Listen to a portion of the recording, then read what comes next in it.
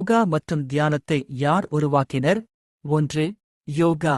யோகாவின் தோற்றம் புனித புராணங்களில் பெருமான் சிவனை அடிப்படையாகக் கொண்டது.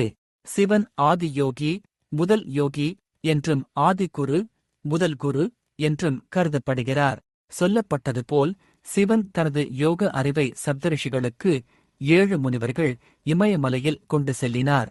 வரலாற்று அடிப்படையில் சுமார் கி. மு. 200ஆம் ஆண்டில் பதஞ்சலி முனிவர் தனது யோக சூத்திரங்களில் யோக முறைகளை தொகுத்தார். அதனால் அவரை தற்கால யோகாவின் தந்தை என்று அழைக்கிறார்கள். 2. தியானம். தியானத்தின் தோற்றம் பண்டைய வேத காலம் கி. மு. 1500 வரை செல்கிறது. அது உபனிஷதங்களில் விவரிக்கப்பட்ட புனித நடைமுறைகளில் முக்கியமானதாக இருந்தது.